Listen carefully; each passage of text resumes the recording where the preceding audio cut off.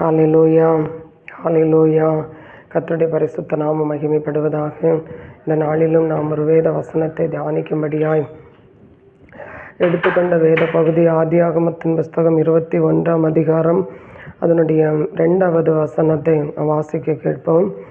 Abraham முதிர் வயதாய் இருக்கையில் சாராள் கர்ப்பவதியாகி தேவன் குறித்திருந்த காலத்திலே அவனுக்கு ஒரு குமாரனை பெற்றாள். எனக்கு அன்பானவர்களே, இந்த வசனத்திற்கு முன்பாக நம் கண்களை மூடி ஒரு நிமிஷம் நாம் செபிப்போம். அப்பா பிதாவே, உமக்கு நன்றி செலுத்துகிறோம். கர்த்தாவே, பெண்கள் பகுதியாக ஆண்டவரே உம்மை ஸ்தோத்தரிக்கிற இந்த வசனங்களை தியானித்து கொண்டிருக்க கர்த்தர் உதவி செய்தீங்க. தேவாதி தேவனே, உமக்கு நன்றி செலுத்துகிறோம். ஆண்டவரே, வேதாகமத்தில் அநேக பெண்களை குறித்தும் அவர்களுடைய சாதனைகளை குறித்தும் நாங்கள் வேதத்தில் வாசிக்கிறோம். ஆண்டவரே, இந்த நாட்களிலே நாங்களும் ஆண்டவரே உம்மை ஸ்தோத்திரம் பெண்களாய் என் ஆண்டவராகிய இயேசு கிறிஸ்துவின் நாமத்திலே ஆண்டவரே உம்மை ஸ்தோத்தரிக்கிறோம். சாதிக்கிறவர்களாக மாற வேண்டும் என்கிறது தேவன் ஆண்டவரே விருப்பத்தோடு இந்த வார்த்தைகளை என் ஆண்டவர் எங்களுக்கு முன்பாய் நீர் வைத்த அன்புக்காய் உமக்கு ஸ்தோத்திரம். கோடி கோடி கோடி ஸ்தோத்திரம் ஆண்டவரே. இந்த வார்த்தையில் இருக்கிற ஆண்டவரே ஒவ்வொரு ஆவிக்குரிய அர்த்தங்களையும் தேவன் எங்களுக்கு கற்று தந்தரல வேண்டும் என்று செபிக்கிறோம். பரிசுத்த ஆவியானுடைய கரங்களில் ஒப்பு கொடுக்கிறோம். ஏற்றுக்கொள்ளுமே நாமத்தில் கேட்கிறோம் ஜீவன் உள்ள நல்ல பிதாவே. ஆமேன் ஆமேன் ஹல்லேலூயா. எனக்கு அன்பானவர்களே, இந்த வேத பகுதியை ஆபிரகாம் சாராள் என்கிற வேத பகுதியை நாம் அநேக பிரசங்கங்கள் அநேக வசனங்கள் தியானத்திற்கு நாம் எடுத்திருப்போம், தியானம் கேட்டிருப்போம், பிரசங்கத்தை கேட்டிருப்போம், அநேக காரியங்களை குறித்து நாம் தியானித்திருப்போம். ஆனால் இன்றைக்கு ஆண்டவர் நமக்கு எதிலிருந்து என்ன நமக்கு கற்றுத்தருகிறார், ஆவிக்குரிய ஒரு பிரகாரமாக இதிலிருந்து நாம் என்ன கற்றுக்கொள்ள வேண்டும் என்று பரிசுத்த ஆவியானவர் நமக்கு கற்றுத்தருவாராக.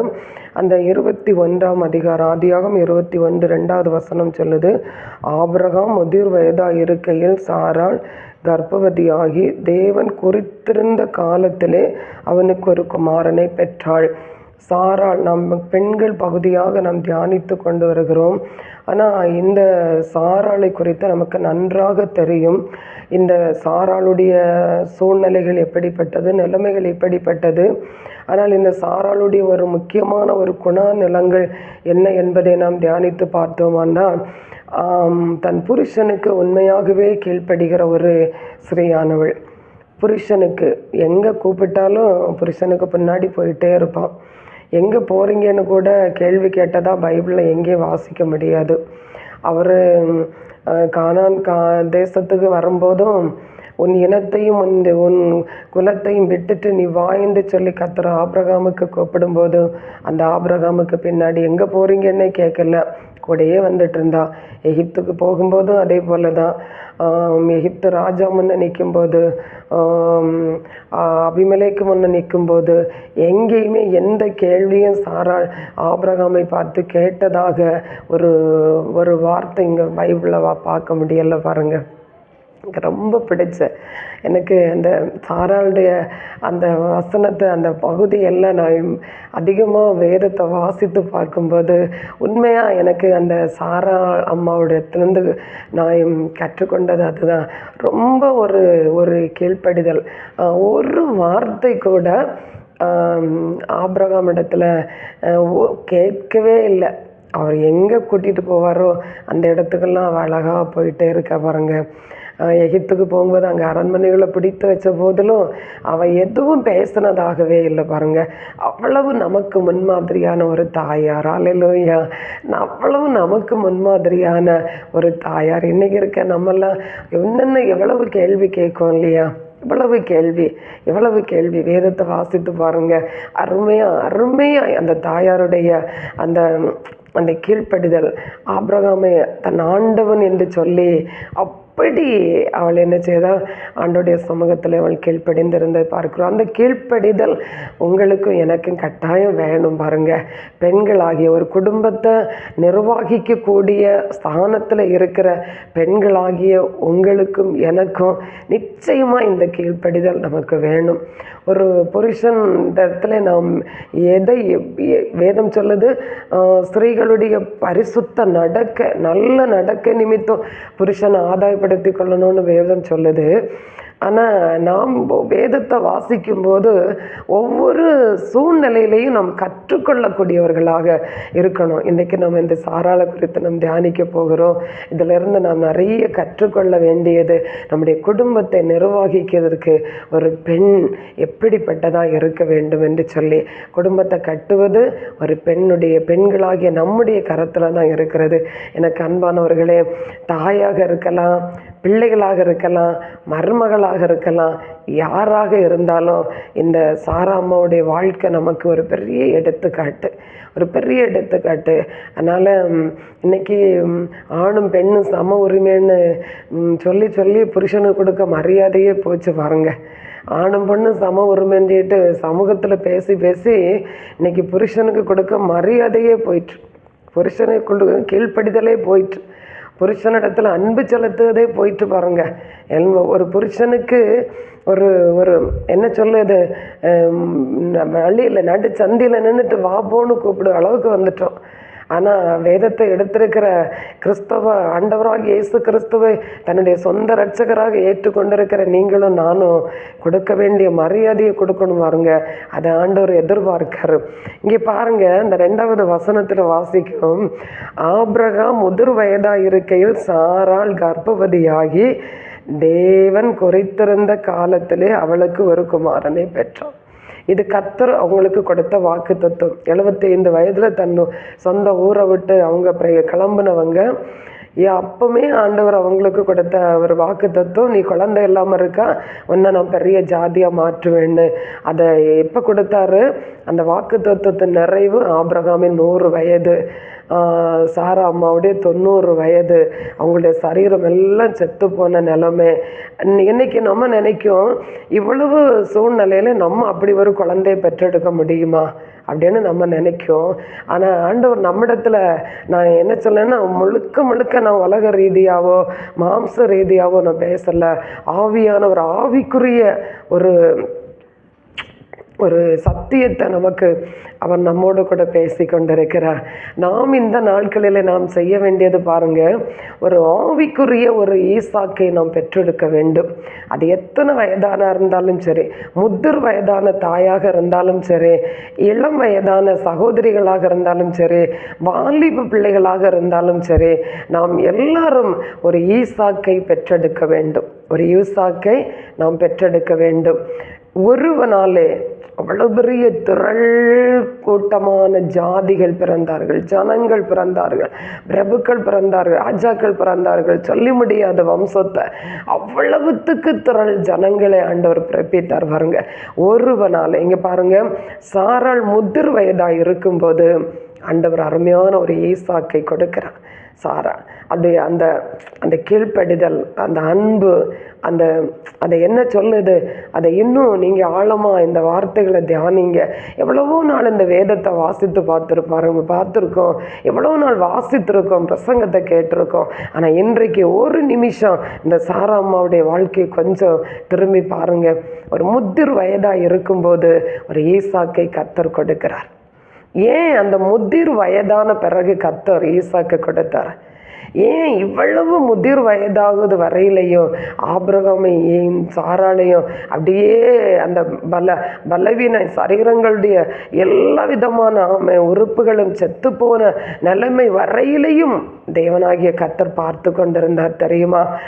ஆண்டவருக்கென்று ஒரு சந்ததி வேணும் பாருங்க. ஆண்டவருக்கென்று ஒரு சந்ததி வேணும். அவர் வாசம் பண்ணுவதற்கு ஒரு சந்ததி வேணும். அவர் பேசுவதற்கு ஒரு சந்ததி வேணும். அவர் உலாவுவதற்கு ஒரு சந்ததி வேணும். அந்த சந்ததியை பெற்றெடுக்க அந்த ஸ்திரீயானவள், நான் என்னுடைய பலத்தில் ஒரு பிள்ளையை பெற்றேன் என்று சொல்லக்கூடாது. ஹல்லேலூயா, ஹல்லேலூயா. அதுதான் ஆண்டவர் பொறுமையாக அங்கே பார்த்துட்டே இருந்தார். எப்போ அவளுடைய சரீரங்கள் எல்லாம், சரீரத்தின் அபயங்கள் எல்லாம், ஸ்திரீகளுடைய வழிபாடுகள் எல்லாம் நின்று போகணும்னு அவர் பார்த்துட்டே இருந்தார். என்னுடைய பலத்தினால நான் ஒரு குமாரனை பெற்றெடுத்தேன் என்று சொல்லி ஆபிரகாமும் சொல்லக்கூடாது, சாராளும் சொல்லக்கூடாது. அதில் இந்த தாய்மார் ரொம்ப கவனமாக இருக்கணும். எல்லா பலனும், தன்னுடைய மாம்சத்தினுடைய எல்லா பலனும் போகுது வரைக்கும் சாராளுடைய இந்த மாம்சத்தின் பலன், அந்த ஆபிரகாமிடத்திலிருந்து அவளுக்கு ஒரு நம்பிக்கையும் பலனும் தைரியமும் கிடைச்சிருக்குல்ல, அதுவும் பலன் இழந்து போகும் வரையிலையும். இப்போ அங்கே தன்னுடைய சொந்த ஊர்லேருந்து கானானுக்கு புறப்படும் போது சாராளுக்கு ஒரு நம்பிக்கை இருக்கு, என் புருஷனுக்கு பின்னாடி போகிறேன், என் புருஷன் என்னை கைவிட மாட்டார் என்று. எகிப்துக்கு போகும்போது ஒரு நம்பிக்கை இருக்கு, எங்கே போனாலும் என் புருஷன் என்னை கைவிட மாட்டார் என்று சொல்லி. அப்போ ஒரு புருஷ பலத்தோடு தான் ஒரு ஸ்திரீகள் பிரயாணம் பண்ணும் இல்லையா? அந்த பாருங்க, அந்த புருஷ பலனும் சாராளுக்கு இழந்துட்டு, அவருடைய ஆபிரகாமுடைய பலனும் போயிற்று, எல்லா மாம்ச பலனும் போயிற்று. சாராளுடைய மாம்ச பலன் முற்றுமாக அங்கே அழிக்கப்படுகிறதை பார்க்கிறோம். கொஞ்சம் ஒரு நிமிஷம் அதை கொஞ்சம் யோசித்து பாருங்க. தன்னுடைய மாம்சத்தினுடைய எல்லா பலனும் போன பிறகுக்கு சாராளை கர்த்தர் சொன்ன வார்த்தையின்படி அவரை 21:1 சாராளை கடாட்சித்தார். அவர் சாராளை என்ன செய்தார்? கடாட்சித்தார். இப்போ நான் என்னுடைய புருஷனுடைய பலத்தினால, என்னுடைய பலத்தினால நான் ஒரு கர்ப்பம் தரித்திருக்கிறேன் என்று சொல்ல முடியாது. இப்போ கர்த்தருடைய சந்ததி சாராளுக்குள்ள விளங்கணும். இப்போ சாராளுடைய கர்ப்பத்துக்குள்ள ஒரு பிள்ளை இருக்குது. இது யாருடைய சந்ததி? கர்த்தருடைய சந்ததி. மனுஷ பலத்தினாலேயோ மாம்ச பலத்தினாலேயோ சுய பலத்தினாலேயோ ஒரு சந்ததி பூமியில பிறந்து அந்த சந்ததிக்குள்ள தேவன் உலாவ முடியாது. ஏன்னா ஏகப்பட்ட பிள்ளைகள் பூமியில் இருக்காங்க. ஆபிரகாமுக்கு ஆகார் பெற்ற பிள்ளை பூமியில் இருக்கு, கேத்தூரால் பெற்ற பிள்ளைகள் பூமியில் இருக்கு, இன்னும் சேம் வம்சத்தில் இருந்து நிறைய பிள்ளைகள் இருக்காங்க. ஆனால் இன்னும் பற்பல ஜனங்கள் பூமியில் இருக்காங்க. ஆனால் அதெல்லாமே கர்த்தர் விரும்பல. எனக்கென்று தனியாக செப்பரேட்டாக ஒரு சந்ததி வேணும். அது மாம்ச பலத்திலையோ மனுஷீக பலத்திலையோ அது எந்த பலத்திலையும் அது என்ன செய்யக்கூடாது? பறக்கக்கூடாது. அதனால தான் சாராளை காத்திருக்க பண்ணினார், ஆபிரகாமை காத்திருக்க பண்ணினார். அந்த எல்லா வழிபாடுகள் எல்லா பலனும் இனி என்னால் முடியாது என்று சொல்லு அந்த நிலைமைக்கு கர்த்தர் கொண்டு வந்தார். பாருங்க, கொண்டு வந்துட்டு தான் அவர் இப்போ சாராளின் கர்ப்பத்தில் ஒரு குழந்தையை கொடுத்திருக்கிறார், ஈசாக்கை கொடுத்திருக்கார். வார்த்தையின்படி ஒரு ஈசாக்கை கொடுத்திருக்கிறார். அந்த ஈசாக்கை பெற்றெடுக்க பலத்தையும் கர்த்தர் கொடுத்தார். இப்போ சாராள் கர்த்தர் சொன்னபடி எனக்கு ஒரு கர்ப்பத்தை கொடுத்தா அவர் என்னோடு கூட எல்லாரும் சந்தோஷப்படுவாங்க. இன்னும் சொல்லப்பட்டிருக்கு, ஆபிரகாமுக்கு சாராள் ஒரு குழந்தையை பெற்று பால் கொடுப்பான்னு யாரு சொன்னா? அப்படின்னா மொத்த பலனும் டவுன் ஆன பிறகுக்கு தான் கர்த்தர் ஒரு சந்ததியை கொடுத்தார். அதுதான் ஈசாக்கு. அந்த ஈசாக்கு மூலம்தான் ஆண்டவர் கொண்டு வந்த பெரிய ஜெனரேஷனை நம்ம பார்க்க முடியும். அதே போலதான் இன்னைக்கு கர்த்தர் நம்மிடத்தில் அவர் எதிர்பார்க்கிற காரியம் என்ன எதிர்பார்த்துட்டு இருக்காரு? நம்முடைய பலத்தினால நம்ம ஒரு ஆவிக்குரிய சந்ததியை எழுப்ப முடியாது. நம்முடைய பேச்சினாலேயோ திறமையினாலேயோ எதுனாலேயும் ஒரு ஆவிக்குரிய சந்ததியை பெற்றெடுக்க முடியாது. தேவனுடைய பலத்தினால, தேவனுடைய அனந்த ஞானத்தினால, தேவனுடைய கிருபையினால, இயேசு கிறிஸ்துடைய இரத்தத்தினால அவர் நம்மளை விளக்கரையும் கொண்டவர். நமக்குள்ள அவர் எதிர்பார்க்கிறார் ஒரு சந்ததி நமக்கு வேணும். அதுதான் அவர் இங்கே அவர் 17ஆம் அதிகாரத்தில், ஆதியாகமம் புஸ்தகம் 17ஆம் அதிகாரத்தில் அவர் எழுதும்போது அவர் சொன்னார் பாருங்க, 7வது வசனத்தில், உனக்கு பின்வரும் உன் சந்ததிக்கும் நான் தேவனாய் இருக்கும்படிக்கு எனக்கும் உனக்கு பின்வரும் தலைமுறைகளுக்கும் உன் சந்ததி நடுவே என் உடன்படிக்கை நித்திய உடன்படிக்கையாய் ஸ்தாபிப்பேன் என்று சொல்லி, நாம் இந்த உலகத்தில் இருந்து நாம் பிரயாணம் படுவதற்கும் முன்னே நாம் நம்முடைய ஸ்தானத்தில் ஒரு சந்ததியை எழுப்பணும். நாம் இன்றைக்கு ஆண்டவருடைய சமூகத்தில் ஜெபிக்கிறவர்களாக இருக்கிறோம், துதிக்கிறவர்களாக இருக்கிறோம், ஆண்டவர் ஆராதிக்கிற பிள்ளைகளாக இருக்கிறோம். நம்மை விடையும் அதிக வேகத்தோட ஆண்டவரை ஆராதிக்கிற ஒரு சந்ததி எழும்பணும். நம்மை விடையிலும் அதிகமாய் விசுவாசத்திலே நிலை நிற்கிற ஒரு ஆவிக்குரிய சந்ததி எழும்பணும். என்னை கேட்கிற அருமையான சகோதரங்களே, இந்த உலகத்தில் எதெல்லாமோ சாதிக்கும் இல்லையா? ஆனால் கர்த்தருக்கென்று சொல்லி ஒரு சாதனையாளர்களாக நாம் மாற முடியுமா? கர்த்தர் நம்மிடத்தில் எதிர்பார்க்கிறது ஒரு சந்ததி அவர் எதிர்பார்த்து கொண்டிருக்கிறார். இந்த உலகத்தில் நம்ம மாம்ச சந்ததிகளை பெற்றெடுத்திருக்கிறோம். அவைகளே ஆண்டவருக்குள்ளே கொண்டு வருவது பயங்கரமான ஒரு வேலையாக இருக்கிறது. எப்படி ஆயினும் எனக்கு பின் கர்த்தரை ஆராதிக்கிற ஒரு சந்ததி எழும்பணும், எனக்கு பின் கர்த்தரை ஆராதிக்கிற மகிமையுள்ள ஒரு சந்ததி எழும்பணும் என்கிறதான ஒரு விசுவாசம் நமக்குள்ளே உண்டாயிருக்க வேண்டும். ஹல்லேலூயா. அதை கர்த்தர் நம்மிடத்தில் எதிர்பார்க்கிறார். அதற்காக தான் கர்த்தர் நாம் எங்கேயோ இருந்த நம்மை அவர் ரட்சித்தார். ஆபிரகாம் பாருங்க, ஒரு விக்கிரகம் ஒரு பிடிக்குள்ள ஆபிரகாமுடைய நாட்களில் விக்கிரகம் செய்து விலை வித்தவர்கள் அந்த இடத்திலிருந்து அவர்களை கொண்டு வந்தார், அந்த இடத்திலிருந்து கொண்டு வந்தார். அதே போல் நம்மையும் ஏதோ ஒரு சூழ்நிலையில் இந்த உலகத்தில் நாம் இருந்தோம்.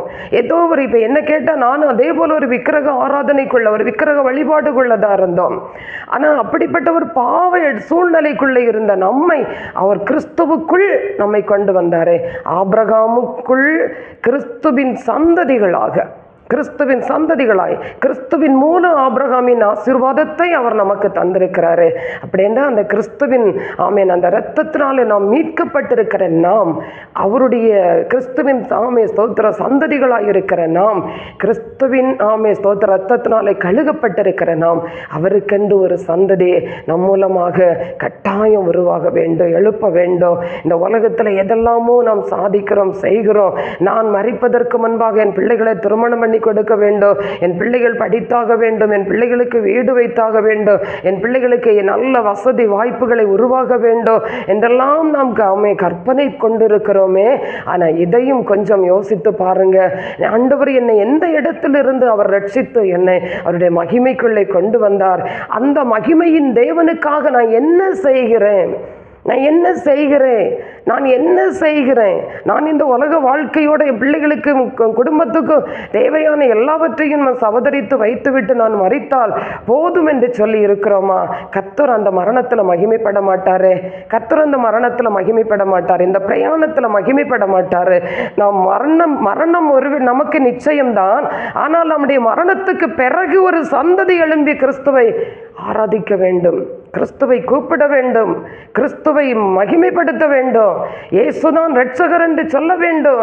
அந்த ரட்சிப்பின் செய்தியை நாம் ஒருவருக்கு நாம் சொல்ல வேண்டும் என்கிறது தான் ஆண்டவர் விரும்புகிற காரியம். அந்த சாராள் எப்படி தன்னுடைய சரீரம் செத்த பிறகைக்கும் ஒரு ஈசாக்கை கர்ப்பத்தில் சுமந்தாலோ அதே போல் நாமும் ஒவ்வொரு பெண்களும், ஒவ்வொரு குடும்ப ஸ்திரீகளும், ஒவ்வொரு சகோதரங்களும், ஒவ்வொரு வாலிப பிள்ளைகளுக்கும் இது தன்னுடைய மைண்டில் வரட்டும், நம்ம சிந்தையில் வரட்டும். யோசித்து பாருங்க.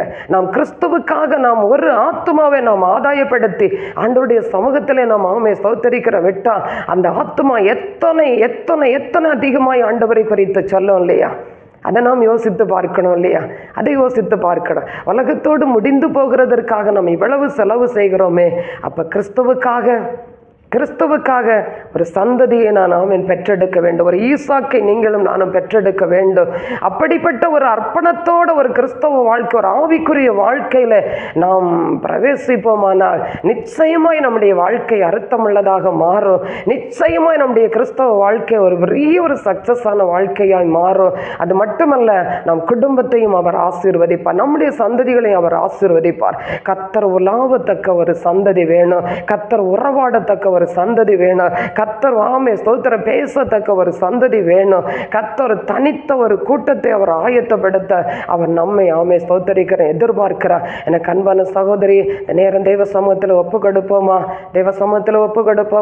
ஒரு சாராளுடைய கீழ்ப்படிதல் நிச்சயமாய் நமக்கு வேணும். ஒரு புருஷனுக்கு இந்த பகுதியை நீங்கள் வாசித்து பாருங்க, நிச்சயமாக நீங்கள் வீட்டில் இருந்து வாசித்து பாருங்கள். இந்த பகுதியில் எப்படி சாராள் ஒரு புருஷனை எப்படி ஸ்தோத்தரிக்கிற கீழ்ப்படிந்தவராய் இருந்திருக்கிறார் என்கிறதை வாசிக்க முடியும். எப்படி தன்னுடைய கடைசி நாட்களில் ஒரு ஈசாக்கை பெற்றெடுத்து தேவனுக்கு மகிமையாய் ஜீவித்தார்கள் என்பதை நாம் இதெல்லாம் நமக்கு முன்னோடியாக எழுதப்பட்டிருக்கிறது.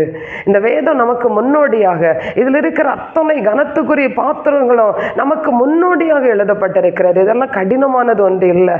நாளை கர்த்தர் நம்மை இந்த இந்த வசனத்தின்படி இந்த ஆவிக்குரிய ஓட்டத்திலே கிறிஸ்துவின் ஒரு சந்ததியை எழுப்பத்தக்கதாக தேவன் இந்த கடைசி நாட்களில் இருக்கிற உங்களையும் என்னையும் பயன்படுத்த அவர் வாஞ்சிக்கிறார். நாம் ஒப்பு கொடுப்போமா? ஆண்டவருடைய சமூகத்தில் அர்ப்பணிப்போமா? கர்த்தர் பெரிய காரியங்களை செய்வார். கர்த்தர் நம்மை குடும்பத்தை ஆசீர்வதிப்பார். உங்களுடைய நினைவுகளை எல்லாம் அவர் ஆசீர்வதித்து ஆமே ஸ்தோத்திரம் உங்களுடைய என்ன விருப்பத்தின்படி அவர் உங்களை நடத்துவாராக. கண்களை மூடி கர்த்தரை நோக்கி பார்ப்போம். அன்பும் இரக்கமுள்ள கர்த்தாவே, உம்முடைய பரிசுத்தமான ஆமீன் சமூகத்தில் இந்த வார்த்தையை தியானிக்கும்படி தேவன் தந்த ஆண்டவரே ஸ்தோத்திர கிருபைகளுக்காக என் ஆண்டவருக்கு நன்றி செலுத்துகிறோப்பா. அந்த முதல் வயதிலையும் ஒரு ஈசாக்கை பெற்றெடுத்து இன்றைக்கு தேசம் முழுவதிலும் ஆமே ஸ்தோத்திரம் படர்ந்திருக்கத்தக்க ஆண்டவரே கோத்திரங்களையும் கோத்திர பிதாக்களையும் ஆமேன் ஜாதிகளையும் பிரபுக்களையும் ராஜாக்களையும் ஆண்டவரே ஸ்தோத்திரி அந்த சாராளின் கர்ப்பத்துக்குள்ளிருந்து கர்த்தர் எழும்ப பண்ணின தேவன் கிறிஸ்துவுக்குள் ஆண்டவரே உம்மை ஸ்தோத்தரிக்கிற எங்களையும் ஆசீர்வதித்து எங்கள் மூலமாகவும் ஆண்டவரே சந்ததிகளை ஆண்டவரே ஆவிக்குரிய சந்ததிகளை பெற்றெடுக்கிற ஆண்டவரே உம்மை ஸ்தோத்தரிக்கிற ஒரு பவுல் பரிசுத்த பவுல் சொல்லும் போது கிறிஸ்து உங்களுக்குள் உருவாகும் அளவு நான் கர்ப்ப வேதனைப்படுகிறேன் என்று சொல்லுகிறார். அப்படிப்பட்ட கர்ப்பங்கள் ஆண்டவரே எங்களுக்குள்ளே உண்டாகட்டும் என்று ஜெபிக்கிறோம். எத்தனை வாலிப பிள்ளைகள் அழிந்து ஆண்டவரே எத்தனை குடும்பங்கள் அழிந்து எத்தனை பிள்ளைகள் ஆண்டவரே இந்த அன்பு சுவிசேஷம் கிடைக்க கூடாதபடிக்கு மறித்து கொண்டிருக்கிற இந்த சூழ்நிலையில ஆண்டவரே நாங்கள் ஒவ்வொருவரும் ஒவ்வொரு ஆண்டவரை ஸ்தோத்திரிக்கிற ஆண்டவரை துதிக்கிறோம். ஈசாக்குகளை பெற்றெடுக்கத்தக்கதாக தேவன் கிருபை செய்தரல வேணுமா ஜெபிக்கிறேன். மத அன்பு கரங்களில் ஒப்பு கொடுக்கிற ஏற்றுக்கொள்ளும் ஆசீர்வதியும் ஆண்டவரே. இந்த வார்த்தைகள் கேட்கிற ஒவ்வொருவர்களுக்கும் பிரயோஜனம் உண்டாகும். கேட்கிற ஒவ்வொருவர் ஆண்டவரே ஒரு ஈசாக்கை பெற்றெடுக்கத்தக்க ஆத்துமா ஆண்டவரே பாரம் உண்டாகட்டும்ப்பா, ஒரு ஆத்தும தாகம் உண்டாகட்டும் என்று ஜெபிக்கிற ஆண்டவரே. அது கரத்தில் ஒப்பு கொடுக்கிற ஏற்றுக்கொள்ளும். இயேசுவின் நாமத்தில் கேட்கிறோம் ஜீவனுள்ள நல்ல பிதாவே. ஆமேன் ஆமேன்.